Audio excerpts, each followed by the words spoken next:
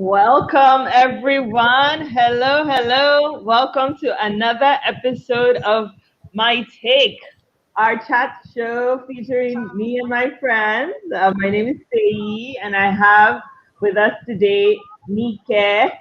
Tosi, Tutu, Hi. and we have a special guest. Woohoo. I will Woo. be explaining why as we move along. We have the one and only husband of mine, Okwe Yemi Borofis. Hello, everyone. Please go ahead and tell us a little bit about yourself, okay? I think, as Faye said, I'm a corporate office, and I'm Faye's husband, obviously.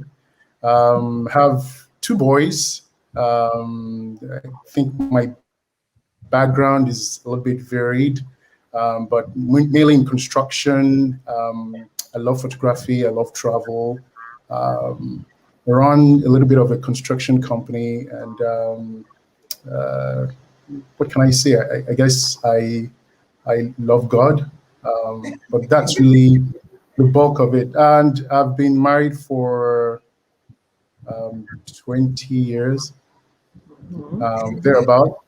And I think, in addition to that, privileged to experience, I think, 45, at least legibly, of the 48 years of my parents' marriage. So I think that adds a little bit to it. That's it. Welcome, welcome.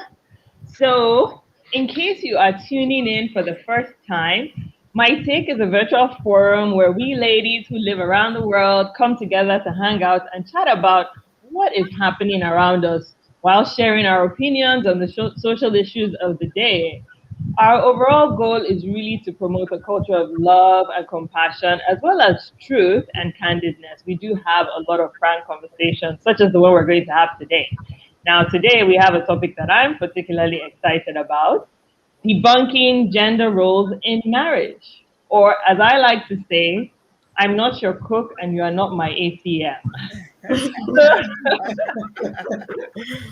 Nice. Societies across the world, we're all dealing with evolving gender roles, right? In the past, it did seem like men were seen as providers while women were caretakers. And actually, I say things because if you really look back in a lot of African countries, that was not entirely the case. We can talk about that on a separate day. But today we're going to be talking about the traditional gender roles. And really, the bottom line is that women are getting more and more opportunities in the workplace that have made them less reliant on men. However, on the other hand, it seems like on the home front, things are still stagnant, with women expected to shoulder all the caretaker responsibilities. So we're going to be tackling that today. How do we really address this? And really, at the end of the day, is it a problem? Or maybe it's just a natural part of life? As you know, we have a poll ongoing really on that question on whether stereotypical or traditional gender roles actually help or hinder marriage. So please do partake in our poll. So I'll start off with you, Okwe. So I think by all indications, we have quite a non-traditional marriage. Once when we were in church, I was saying that to people that our marriage is a partnership, and people looked at me like I was strange. And I mean, but at the end of the day, we really do have a partnership, right? Like you said, we've been married 20 years this December, and our marriage has evolved. We've had times where I've been the one who stayed home with the kids while you worked. We've had times when I worked and you stayed home. We've really done, we've done it in partnership. So, Okpa, it would be good to hear from you. What are your thoughts on how we've been able to debunk gender roles in our marriage? Uh, I mean, how have we been able to debunk gender role in our marriage? I think my approach to a marriage has always been, um, what is Faye's strengths? What are my strengths? So it has never been really down the line of this is the role of a woman or this is the role of a man. And when I met Faye, Faye was the one who I remember she wrote on she showed me this business card that she wrote on years earlier, of all the degrees she wanted to get, including CPA. So in my mind, if I married someone like Faye and then I now tell her, oh, by the way, you're going to be sitting at home, that would really take away what the essence of who she is.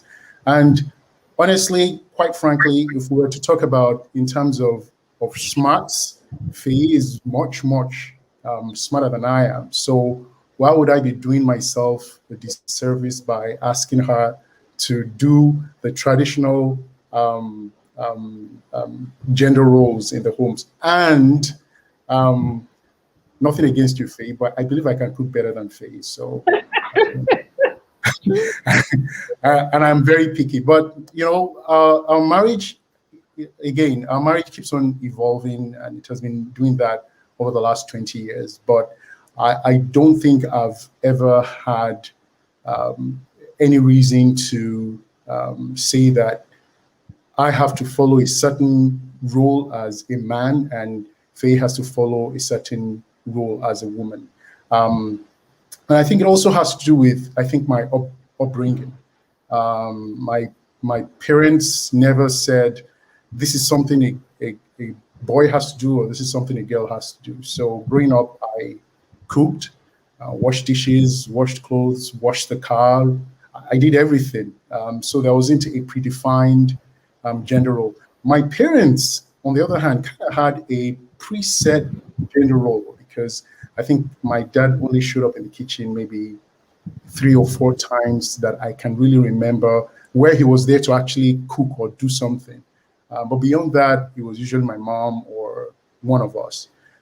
So I think those are one of the things that shaped my idea of what gender roles. Now, I think one of the things, at least personally, that impacts gender roles is it could be partly culture, it could be religion, but I think getting married in the US actually reduced the impact of what your friends or your neighbors will tell you, and that why does your wife have so much power in the house, or why don't you have a more assertive role in the home?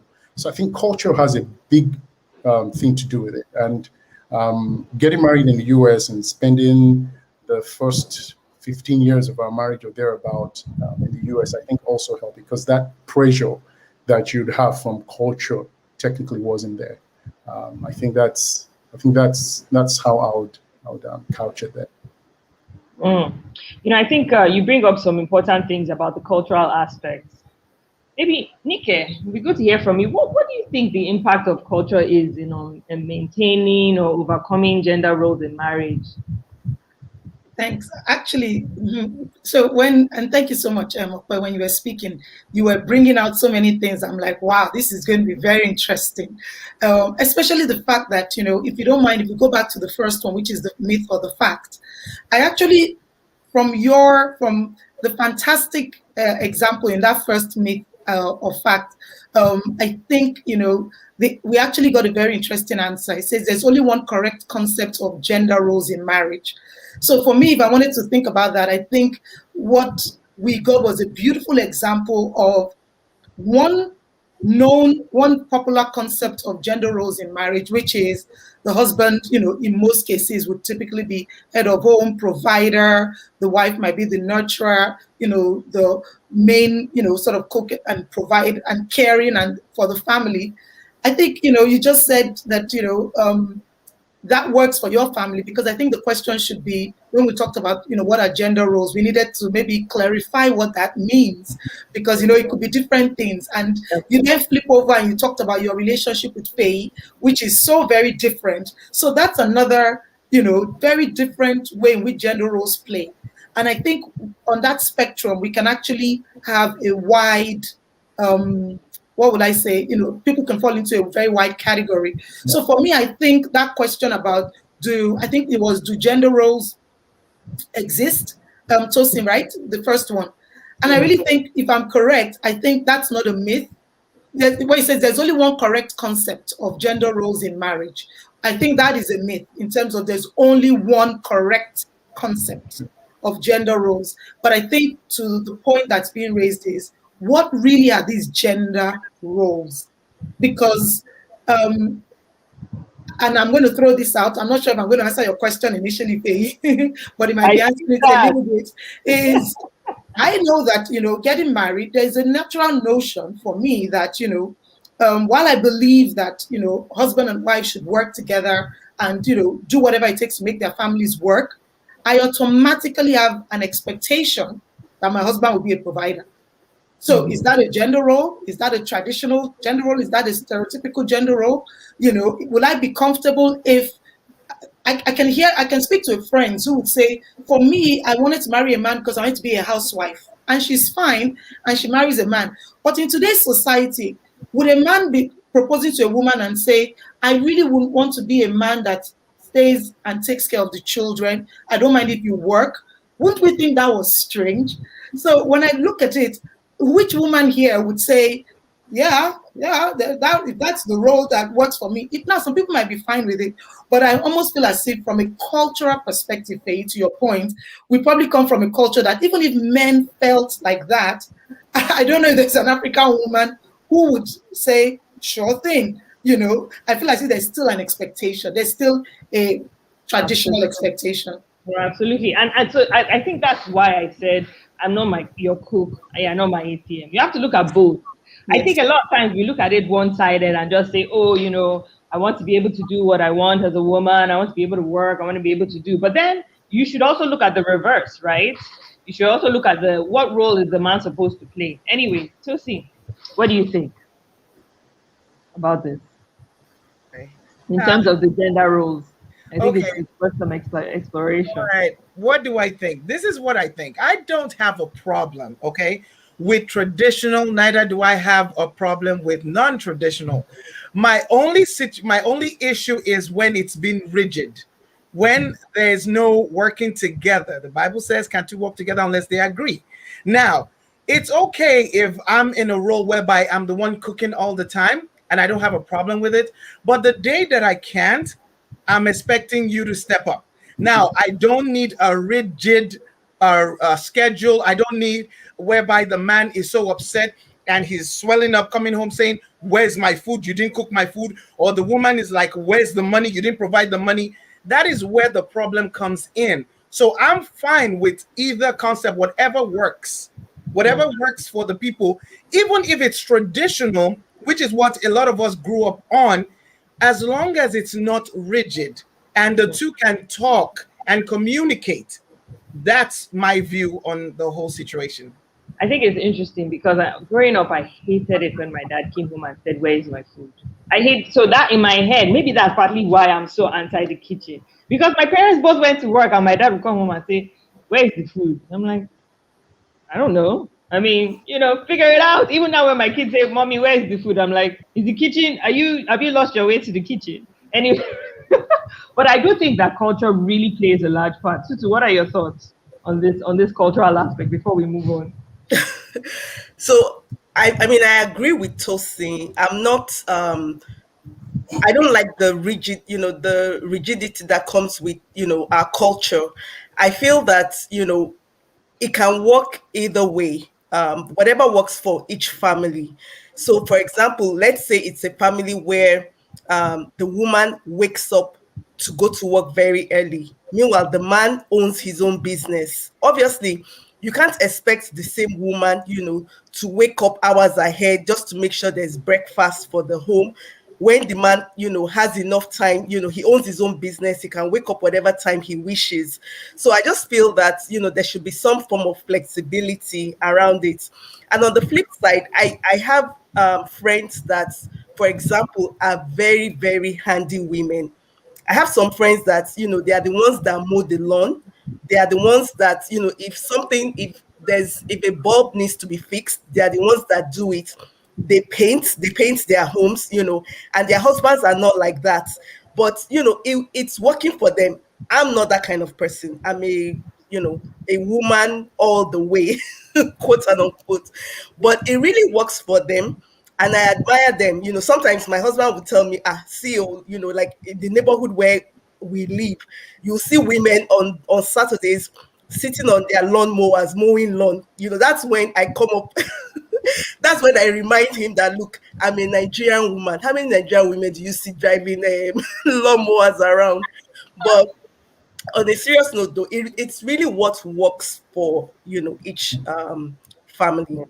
Yeah. Yeah, Go ahead. Sorry, Go I just ahead. want to say, I think one of the important thing here is each couple should really work out what works for them. And what really is a priority. I think it's also a matter of priority here, and it should be worked on. For some people, and I believe in that, in this also, is that children, I mean, raising the children and taking care of the children is actually the highest priority, because technically you're raising the next generation, you're raising your children. So that's a priority. And if as a family, the husband and wife say, hey, you know what, maybe that should be the thing we concentrate upon, then we should do so. But when you're doing that, the natural tendency is that women are the ones who are better at it. And actually they are. I mean, really, let's not try and sugarcoat it. Women are much better. But in a situation like that, the men should be ready to always help out. Um, I think one of the things that fuels the culture is this: always women have this tendency to always cover the slack. If there's any slack, a woman goes to it, and it's I think it's just a natural tendency with women. They would always pick up the slack, and men tend to slack a lot, and women will pick up that slack. So if it's changing the diapers of the baby, the man does not do it well, the woman will come in immediately and say, oh, you didn't do it well, let me do it. The woman is picking up the slack instead of in some way train the guy to actually do it better. And I think that's one of the things that now add to the cultural attributes that women are better at this. If a man cooks and it's over salty, I mean, the correction is reduce the amount of salt, not take over the cooking completely. And the woman now cooks. Now she has added an additional burden on her plate. So I think, first of all, it should be something that families or couples agree upon on what works best for them, rather than trying to follow a standard rigid pattern. Okwe knows firsthand that I'm a fan of the lazy wife syndrome. So if I'm not going to take it over from you. If you are doing it, do it how you want to do it. We'll all figure it out together, even if it's not perfect. I see women complaining all the time because they've taken all the work from their husbands, because their husbands did not do it to their liking. Then you can't complain now. At least you're trying. But we have a lot of comments online. I want to actually talk a little bit. We have a few comments from Sheyi saying about flexibility. I think everyone is agreeing that flexibility and communication. Fumi also said, flexibility and communication are important, which is really key. And Kemi makes a great point. Every couple should do what works for them. And I think maybe that's, at the end of the day, to toast into your point on it not being rigid. I think that's really what's coming out. Is really some people, the traditional roles of the wife being the full-time caretaker and the husband being the full-time breadwinner works very well. But it shouldn't be imposed on everyone, I think, is what people are saying. Yeah. And then at the end of the day, the idea that Kemi raises on respect and open communication, I think that is key. Then no wahala, right? Wahala comes when we are not communicating and respecting each other. Sorry, And Faye, then, can I throw in yeah, something there? yeah, Because I think this sounds really good, and I think it's a part of me. It's going back to a bit of the point you raised, and I think Okwe mentioned it very briefly that don't you think that given that we have a very global audience, that we also have the pressure that comes with the fact that people in their marriages live with certain levels of proximity to family, within a culture, even within a church. But so what we've said, it's almost like it's a bit easier to definitely all the points to accommodate. What would you suggest for the man who is maybe flexible, or the woman who is flexible? And when they started off in marriage, they thought they were flexible, but sometimes flexibility is different. So if a spouse who's always maybe worked, and the wife to work, they both go through a scenario where things have happened and there's a change in their financial, how much is coming in, and there's pressure. Sometimes because of the pressure, I've seen or I've been involved in counseling where the woman at some point, because of the pressure, throws her hands up and say, well, you're the man, fix it, do something. Isn't it possible that sometimes we think we are flexible on gender roles when things are working, or when there are challenges, or in certain situations, we default to certain traditional roles, either from a religious perspective, the man must be a good man, must provide for his home, raise up your child, some things start to come up that is influenced by our religion. How do we really address when those real life situations come that people have to adjust in process of being flexible and they fall into gender roles? So, see, I know you've counseled a lot of people. What have you seen that has come out of that kind of scenario where people are struggling and therefore revert back to norm? I mean, the thing is, like, for people that come to us and pose a lot of questions, and to Nike's point, saying that they fall into the gender roles, the thing is, we technically have to walk them through steps on how they need to work together. They need to, like, the woman is saying, well, no, it's time for you to rise up. There were times where I had to work and my husband was not working, and then there are times he had to work. You understand? So we had to play that. It took some time off. People don't know, and I had to step up and provide and all of that. But like, again, to me, it boils down to communication and knowing what works. You have to talk. You can't just begin to pile on a lot of pressure on your spouse, because, mind you, the spouse knowing, because it's heavy and a lot. I want you to know this. On a lot of men, it is very heavy on them to be providers. So when we women are not understanding to know the challenge it is for men to rise up, and then he's out of a job for a little period, and then we beat him down. He's already beaten himself down. You have to understand that he's already beaten himself down and he feels less than a man. So now you're piling your thing on him. It's not going to work. So we tell them that they need to be patient and they need to step back and put themselves in the place of the other person, for them to be compassionate and be empathetic to what they're going through. Everything I always tell people are seasons. This season is going to pass. Now, how do you come out of it that your marriage is stronger for it? You understand? So that he's not resentful, and that the only time you're nice or you're good or you're understanding is when things are working. When things are not working, let's see how your personality comes out to being still his cheerleader or being her cheerleader. So I'm always telling people, take it easy. Put yourself in that person's place. Calm down. Right now, he's beating himself up or she's beating herself up. You need to just be careful. I think you bring up a lot of points, but the most important one is the pressure on men. I actually don't think that the breadwinner role is beneficial to men. And if you actually look at the data, men have heart attacks. Men die younger than women, and I think a lot of it is in part of this stress that we put on men just to take on the role by themselves, especially when they're down periods. I mean, Okwe, what do you think about this? I mean, how have we been able to navigate some of these things? Well, I mean, my stance in that women are, I don't want to use the term better, but women are sturdier than men. Anybody can argue about that. But I think the way we have been able to really, I'd say, navigate this is there's open communication. So we have communicated honestly to each other, with each other, and then at the end of the day, it's not about us. It's not about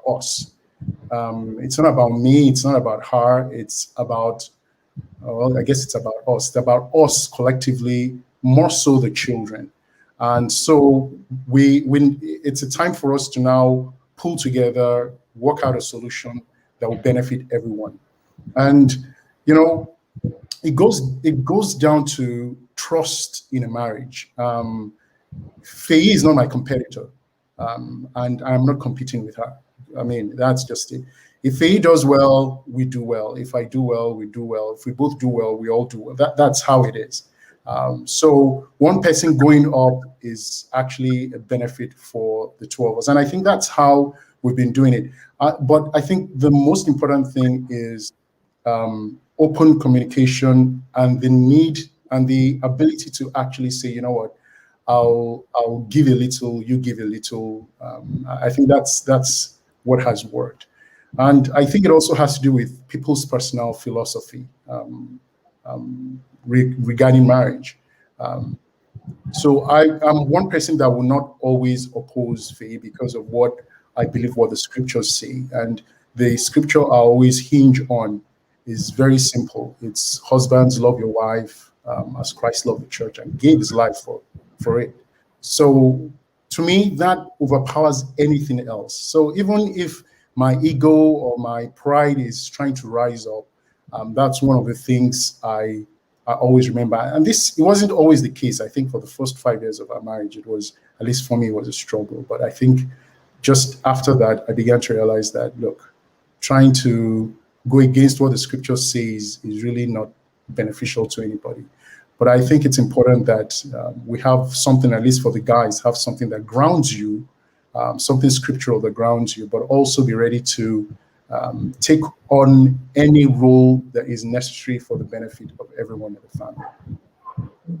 Kemi brings up a good point about being intentional about how we're showing our children that there shouldn't be rigidity in gender roles.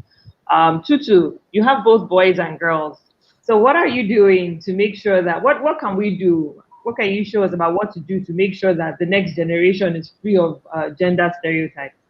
In fact, I think my daughter is my daughter is a champion in this area. And I'm so happy that she's the way she is. She's very quick to call us out.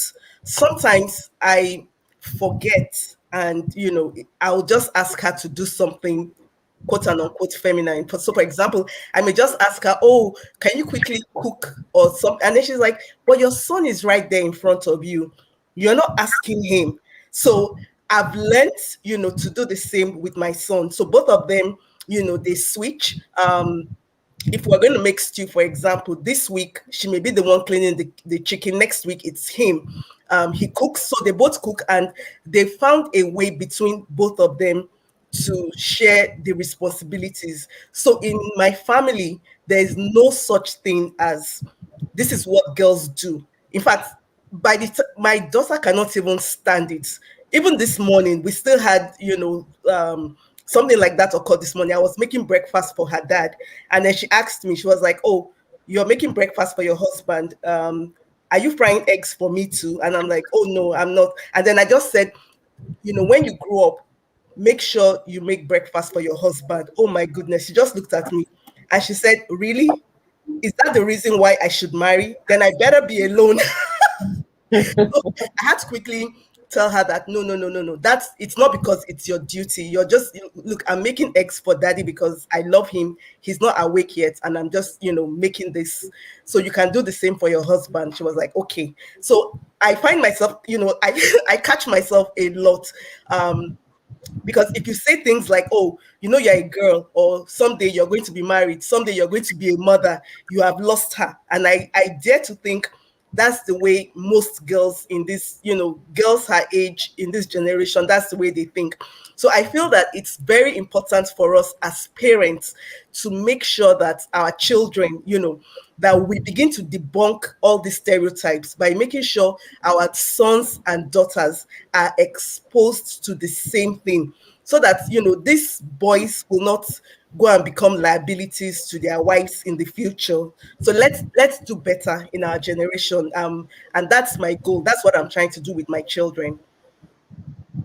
Cool. Sounds nice. Sounds good. Okay. So I think, we've covered a lot of ground. We've had some of our myths or facts. I think we've agreed that in terms of culture definitely can be a nuisance, especially when we are rigid about it. So I think that would be, maybe it's a myth that culture helps. Maybe it's a fact actually that it hinders. But I'm looking at the comments. There have been so many awesome comments. But before I go to the comments, I want to actually take a look at the poll. Maybe we can show the poll. Where are we now in terms of our poll numbers?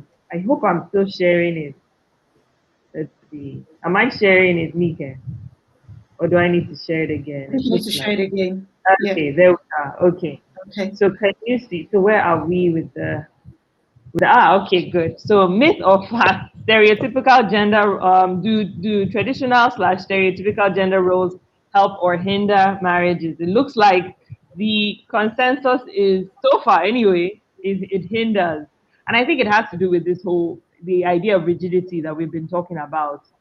Because people are forcing themselves into a fit that doesn't merge with who they are as a couple. That's really why, at least that's what I'm seeing. But it's interesting to me that nobody said no impact. So nobody is neutral on this topic. I think that's quite interesting. I think there's so we had part of what I wanted to follow on actually was this point on how we're leading how we're teaching our children the next generation. And one of the things actually that I found is that, having been a mom of boys, I have to be very conscious of what how we model our marriage. And when I at one point I started traveling a lot for work. At first I was like, oh my God, I'm supposed to be the mom, I'm supposed to be around all the time. But then I noticed that as I traveled more, Okwe stepped up more, and he had more of a relationship with the boys. He had to be more hands-on with the boys. So actually, I started seeing the benefits of it. So when people will ask me, they never ask the men, how do you manage your children? I'm like, they thank God they have a father who's handling them. So I feel like we've modeled a flexible marriage to the boys, so they're able to see that, okay, they don't have to conform to stereotypical gender roles. I don't know, Nike, has a mom of girls, how is it for you on the other side? Very similar to your scenario, and I think for some of what has been said, I also went through a period where for I had to travel a bit for work, and so my husband naturally is very very hands-on. Anyways, there are some things that he's much better at. I think I am a mean cook, if I may say so for myself. I'm sure he's giggling where he is. But I must say that, he's more like a chef. So very early on in our marriage, my husband enjoys cooking. I always laugh. I cook because I have to feed my children, so to speak, in most cases. My husband cooks sometimes to get rid of stress. So you can imagine. So if I want to eat something amazing, I just caused a lot of drama in the house, and the next thing, the kitchen is buzzing. But on a serious note, the truth of the matter is that I'm just giving an example of how sometimes these things, even the children, begin to, relate to us in a different way. Our children don't really relate to us sometimes from a gender perspective. They relate to us with which parents do we think can help us get to where we need to be. Just because of how things have occurred. So the truth of the matter is that he's hands-on. I would make meals for the family, and I'm the kind of person that would just make one big pot of food and just say, we're going to eat this week. My husband is the sort of person that when they come back from school, say, what do you want to eat? What do you want to eat? And he can make 3 different meals after school for children. I ain't got time for that. They're all having, pounded yam and that's it. So I don't like it. That's what you have to eat. So my husband can make fries for this one, and this one make pizza, and now then. So I'm like, you guys are in his restaurant. So by virtue of that, they naturally gravitate towards him for certain things they need, and they will sometimes gravitate towards me for certain things that I need. Now, Faye, the truth of the matter is that, and I say this because even sometimes I'll be very honest. At times I feel, I have to battle with what I think are some gender roles in my head. And let me give a classic example. One of my kids, I think the teacher called and left me a voice message and said, oh, yada, yada, yada happened, blah, blah, blah. We've sorted it out. I just thought you should know. In case you wanted to comfort her a little bit, I was like, comfort me. What happened? I didn't know anything happened. I didn't even pick up the message till almost 5 days. It didn't pass. So she came back from school. I always ask them, how was school? Their dad does the school runs most of the time. Even though we're working from home, he's used to doing it, so he still does it because his schedule is flexible. And I was like, oh yeah, this happened, that happened. I said, then what happened? Then this happened, that happened. Why didn't you tell me? I told Daddy. Sometimes those things used to get me when we were younger. It's not as bad, but sometimes it still happens because I feel, I'm mom. You didn't tell me you were going through this. I'm your mother. I'm the one that should have provided you with the support you needed, And, it didn't happen that way. So sometimes I mentally would also have to restructure myself, not to feel like I'm dropping the ball. because I'm not doing certain things for them. So, but in most cases, I'll be honest, we are super flexible. We really are a flat family that we do what works for us. And I like something my pastor always said. He used to say it at a lot of weddings. He says, your marriage must be homegrown. Forget your parents. He says your parents are here, your parents are here, and he will say, thank God for your parents here. That was their marriage. Both of you build a marriage that's homegrown, build what works for you. And like everybody said, once there's communication, love, and somebody made a very good point, respect. Because I think, Opa also said that he was able to respect your skills, what you brought to the table, Faye. Faye, you were able to respect what he brought in. And that allowed both of you to, your children to enjoy the strengths of your marriage because you were working on your strength, not on your weaknesses. I I wanted really to, yeah, I wanted to say, I wanted to say something. Pastor, sorry, I said it a while back about, if you keep picking, it's natural for women to just run and pick the ball. And, if the man puts too much salt, the woman just says, you can't do it right. And she gets in there and she takes over. And then she's adding more stress onto her life. I naturally, even pre-COVID, staying at home and doing all the work at home while, my husband went, into a physical building to do his work. But, and the reason why I made sure and I made a conscious effort of not picking up all the balls is because I wanted him to have bonds with his kids. So I did that on purpose because I am, a lot of my friends know how anal I can get. I can pick up every single ball. No matter how stressed I am, I will pick the ball and run with it and leave everybody alone. But the reason why I would not pick up certain balls was because I told myself, if you pick up every single ball, he would get used to that. And then things that will form bonds with his kids, he won't be able to do it. Because I did that, now my kids, if I joke with them, they are so connected with him. It is unbelievable. The other day, my second child sprained her ankle and she was looking for her father. Normally, it would have been me, but she was looking for her dad. And she sat there with the Bengay. And I said, what are you doing? She's like, I'm waiting for my dad. And I'm like, but I'm here. She's like, oh, okay. I guess you can help me.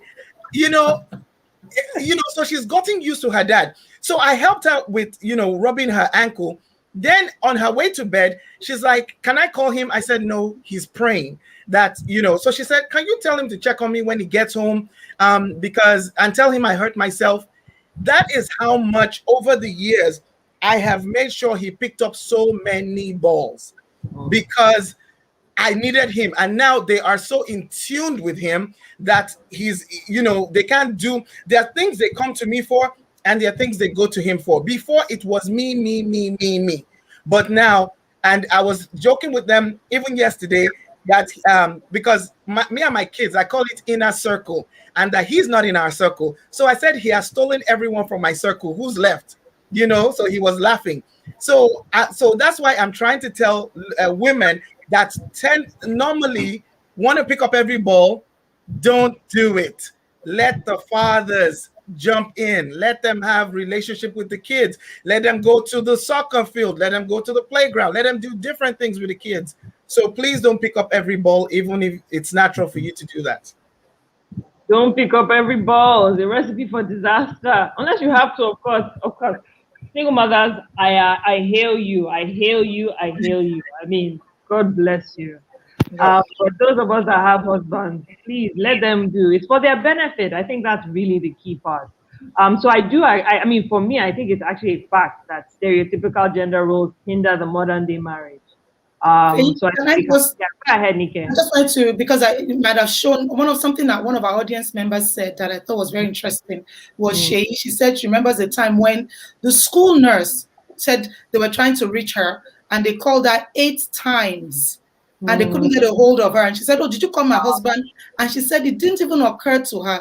So I wanted to buttress the last thing you just said, Faye, that isn't our society, culture, tradition, even automatically reinforces gender roles when they don't even think to call the dad, or dad would want to rush down and be there as well. So just talking about the fact that how do we break these wider expectations, especially when we talk about women letting the men do some more, we're so prone to feel like, we mustn't let the balls drop. So we keep doing that. So I'm just wondering, how do we, Yeah. also break out? I don't know, Faye, what you think. How Yeah, do I you mean, break out? How did you break out? I've had calls when I remember one time I was in Macedonia having breakfast with a client, and I had a call from from Toby's teacher about him misbehaving, and I'm like, I'm in Macedonia, call his dad. So I mean, but part of it is like me. I always provide both numbers, and I say, you can reach both of us, both emails. Make sure that he's copied on everything. I think we have to, and also when we go for parent teacher thing, we both go. So it's not that they're always just seeing me. I think part of it is also us teaching, educating those around us that this is we're both doing this thing together. I think that's the key part. Okay, are there any other things that you think are useful to educate people around? No, I mean, at the end of the day, I saw some of I saw one of the comments, and they said that the church has a role to play there, and I think it's critical. Now, my thoughts regarding what the Bible says can be considered a little bit radical, and I don't think it's for everyone. But one of the things I've noticed in the scriptures is this: when man fell, and God was reading out the punishment. He was telling Adam, the ground is cursed for your sake, or the earth is cursed for your sake. One of the things he told the woman as a punishment is very, very telling. He said, your desire will be for your husband. And then he said, he will rule over you. These, to me, are statements based on the fact that sin had already occurred and it was essentially a punishment.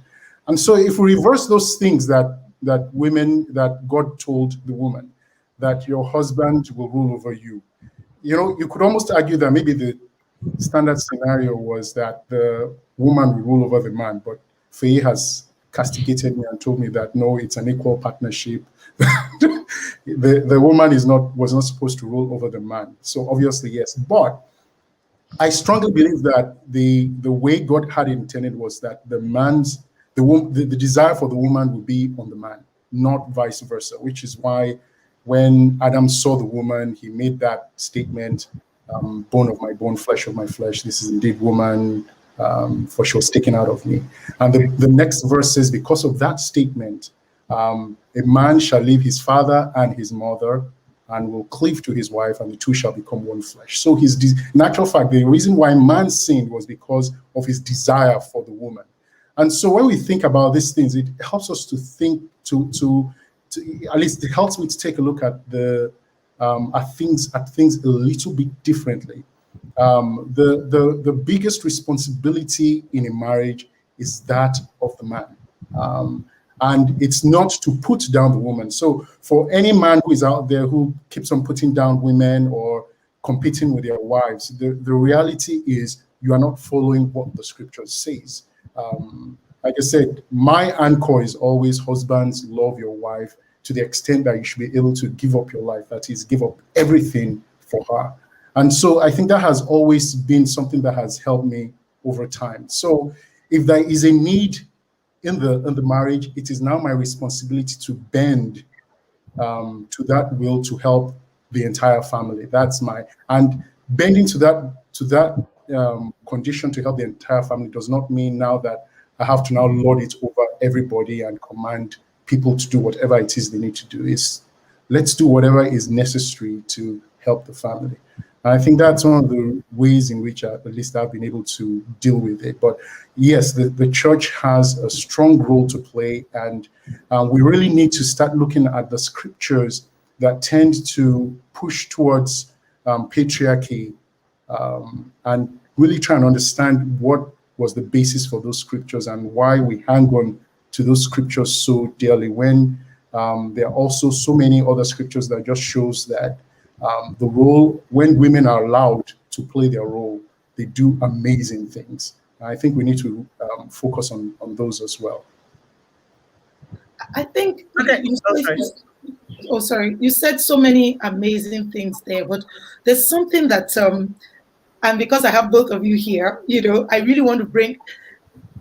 I'm excited. I'm seeing some of the men making comments, and some very great things that's been said. But can we speak to one or two men that are here and they're like this? Because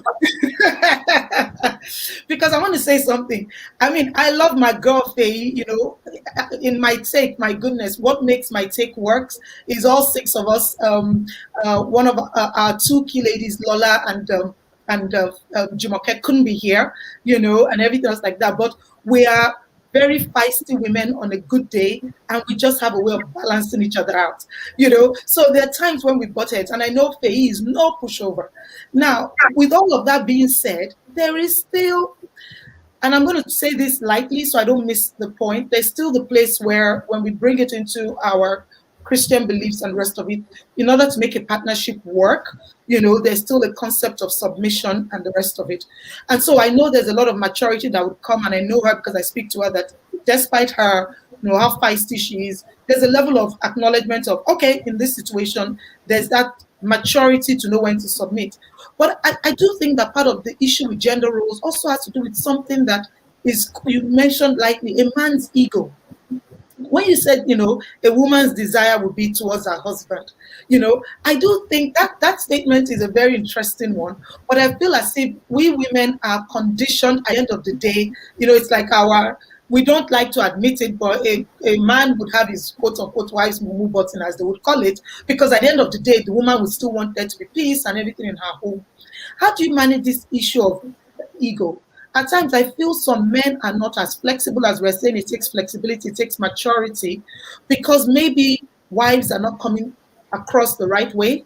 Maybe husbands are refusing to hear. Maybe they feel there's a level of demeaning if I'm not able to show that I'm the head of the home by fulfilling certain traditional roles. And my wife might be a good woman, but my in-laws don't see me the right way, or even in the church. I feel as if there's such requirements in society at large, in the church, that makes men's ego need to be in sometimes traditional roles, and they struggle with that.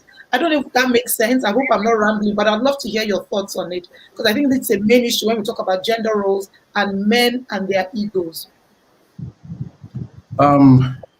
Well, I guess that question is for me, right? Yes. Well, we got you here.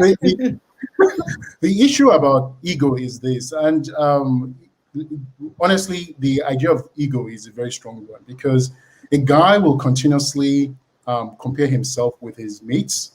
He will continually compare himself with the people he surrounds himself with. Maybe one of the reasons why I'm very fortunate is I don't have a lot of friends. I think I can count the number of friends I have. So that influence that another guy will tell me, oh, by the way, why are you allowing your wife to use you as woman rapper or whatever? That never occurs. And I think the friends that I have know me very clearly and know me very well, that there are some things they won't even try and raise with me. But you compare yourselves with your classmates, you compare yourselves with people you've known since birth, and there's a tendency for you to think that, am I giving up a lot in terms of what my role should be, in terms of asserting myself as, the man in the house? And some of the things that help me, really, at least personally, is, like I said, the scriptures. I'm just going through the Bible and understanding what my role is. That's one. Two, we have boys. And the last thing I want my boys to actually have within them is to think that they can lord it over any other woman, or just behave as in that patriarchal manner. I remember shortly after I got married, my dad called me and we were having a conversation, and he was trying to tell me what my role as a man. He was essentially trying to plug me into a gender role. And as he was talking to me, I was imagining who Faye was, and I was just thinking to myself, yeah, that won't work. Yeah, that would work. So I think have tried. I try to filter. I have a filter, and I just try to filter information I receive. I strain it through the kind of communication I have and the kind of relationship I have with my wife, knowing who she is, straining through what the scripture says. And I think at the end of the day, I would know what was best for my family rather than what a complete stranger has for their own family. And the amazing part of this all is Faye is also extremely supportive. Actually, sometimes she's supportive that it's a little bit scary. You know, you're wondering, oh, does she have a bigger agenda going on? But it's been what 20 years now, and no agenda has sprung up. So I figured she doesn't she doesn't have any agenda. But Faye is, I mean, I'm not going to go into all that in this program, but she's an amazing wife. I think there was a time in church a few years ago. We we won there was this competition where you had to write something about your wife. I have to go and look for, so we won, and everything I wrote in that statement was actually honest. It wasn't, it was actually easy to write because it was really what was happening. And so one thing I've learned and what the scripture says is if you love your wife and you're trustworthy, the issue of submission or respect really becomes a moot point because the woman, and that's the thing, women are, I don't want to use the term easy, but I believe women are easy to love. Women don't compete with you. When Eve ate the apple, she didn't say, let me keep this apple to myself. I will not let Adam know. She immediately ran to Adam to share. She wanted to share. And that's what women are. Women share. Men are the ones who now have to deal with the ego of saying, I don't want her competing with me. I don't want my friends to do this. I don't want my friends to say that. I think the most important thing is you be grounded in what you believe and always think of your family first before you let your ego come up and destroy whatever it is you've had. And honestly, if you have a wonderful marriage, the last thing you want is for your ego to just put a dent into it. I don't know if that helps, but Yes, yes. I mean, this is amazing, and the comments are just coming in a flood from all the guys who have joined us today, and the women. I'm so excited. I'm so excited to see all the guys. I hope you come next time, or not just today.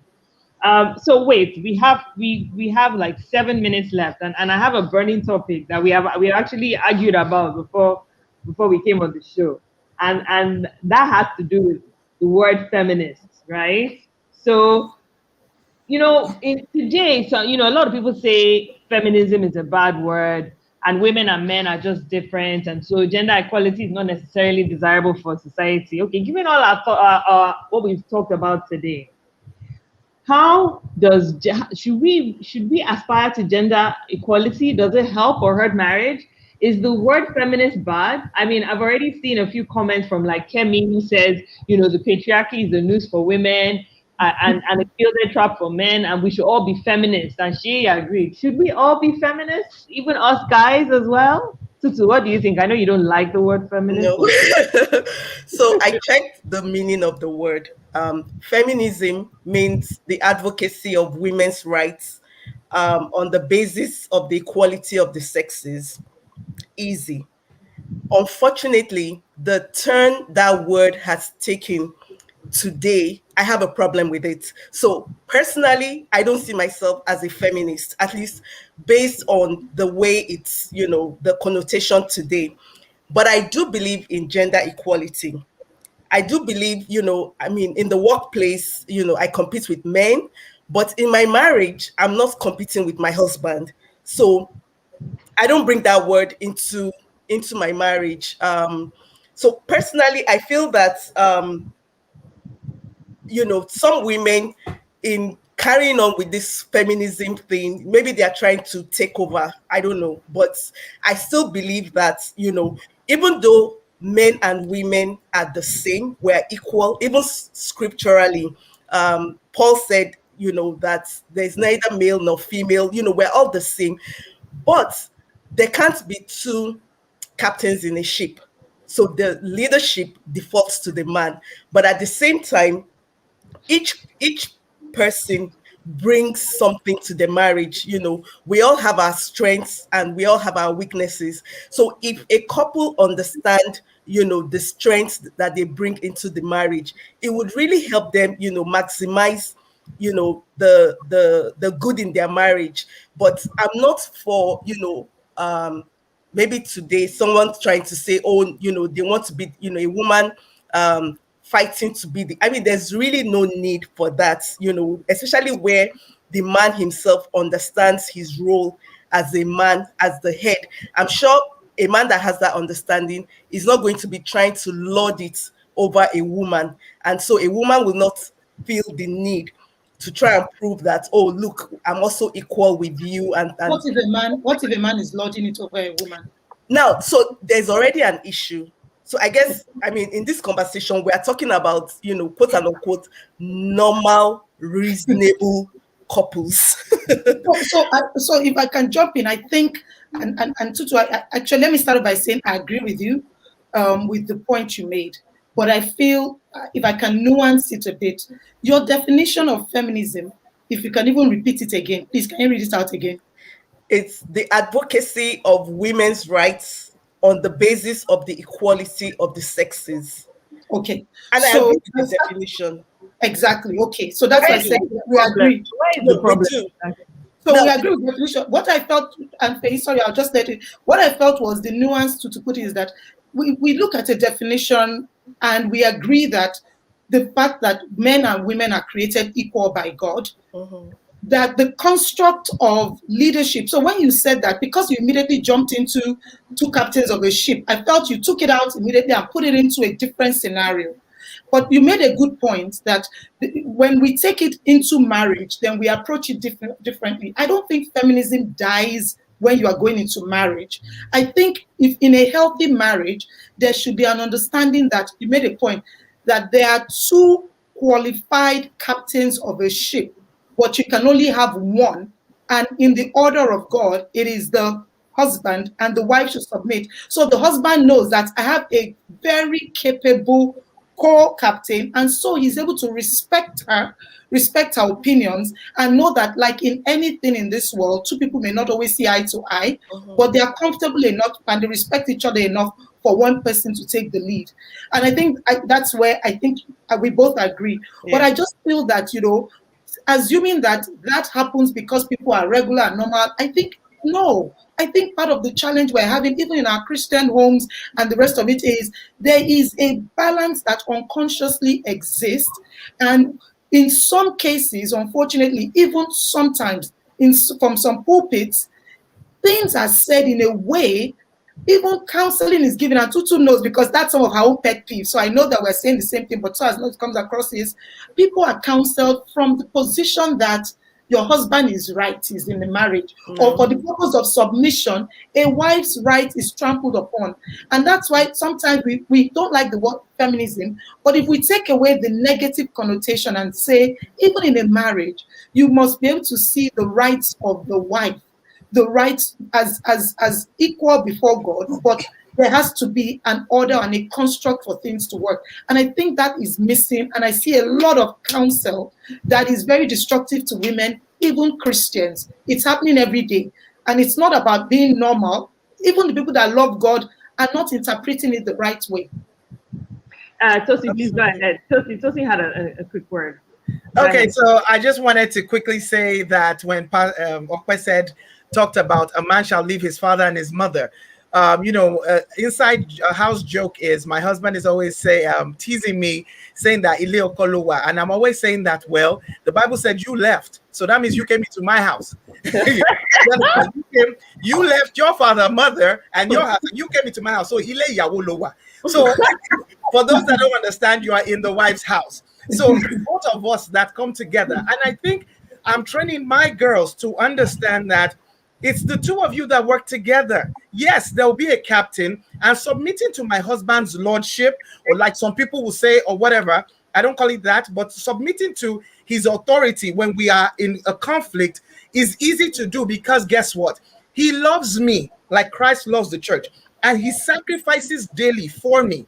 So when I submit to my husband's headship, it's not I can submit easy, because why? He makes it easy. He does his part and I do my part. But culture has come to erode this thing, and that's where we have all these feminists springing up that take it to the left. Okay, the definition we don't have a problem with, like Tutu said, but they take it to the left to the point that they just want to show that, no, I'm over you, I'm this and that. No, that's not the way it works. I'm an alpha female. Everyone knows that. But over 20 years, I submit to my husband's lordship, and I don't have a problem with that, because why? He doesn't lord it over me and does not make me feel like, oh my God, it's his way or no way. So that's what I just wanted to say. But Yeah. you know something, Tosin, sorry, I understand what you're saying. I understand that there is this negative connotation of feminism. First of all, I believe everybody, men and women, should be feminists. So let's put that in a box a little bit. But the negative connotation that has been associated with feminism is because as feminists or women try to let their voices heard, those voices are completely and totally repressed. So it forces women to do extreme things just to make their voices heard. If women had equal pay and things were normalized between men and women today, feminism would die a natural death because it will be nothing. That's why if you are in a healthy relationship in a marriage, the idea of feminism never comes up. Faye never comes to me and say, I'm a feminist, this, and that. Why? Because we're on the same page when it comes to our marriage. We're on the same page in our marriage when it comes to understanding of what our roles are. So I think the more women are given the necessary respect in society, the more you'll hear less of what feminists do. But the moment you continue to repress the rights of women, you are going to see a more you're going to have a hard or rather a further left influence. You hear it all the time. So we need to understand why women are going to the extreme, or why it's having a negative connotation. It's simply because the voices of women are continuously repressed. Amen, hubby. This is a perfect way to Excellent. conclude the session, but we have so many good comments. I want to just share a few of them. Kemi, I am with you. I am an unapologetic feminist. I believe in gender equality. I believe the patriarchy holds both men and women back. Amen to that. Olumide also said something really deep. Oh, and I've lost it. It is submitting to lead, not lordship. So yes, of course, as a wife, there has to be one head, but you're working together, just as Okwe said. We're working together. We know that we're going in the same ship. I think Folake also said something really key. Once your husband loves, and Okwe says all the time, once the husband loves, submission is easy, when it's not about just domineering. I think, so at the end of the day, there's so many beautiful comments here, and Shei said, we need more men on board. Let me end with that. Men, thank you for coming today. Please join us. Let us all be feminists. We don't have to redefine what feminism is. We don't have to recoil from it. We know what feminism is, and we're all in it together. Let's not let other people define a word that we already know what it means. Huh? So anyway, this has been wonderful. We went a little bit over. I'm so sorry, but please do continue to join us. The comments have been wonderful. Thank you so much. And thank you, Okwe, for lending your voice to this. Thank you. Thanks for having me here. And it's been a pleasure. It was lovely having you. Yes. Who's the next Yes. man we coming on board? We need other hobbies. Should we need to throw something out? We had Coco join us. We had I see Jumbo. Where is Jumbo. Brasho? Exactly. We had all these names, so we have to throw it at one of them next. Come on, guys. Jumoke and Lola, we missed you today, but we'll see you next time, everyone. Thank you. Thank you, everyone. Bye.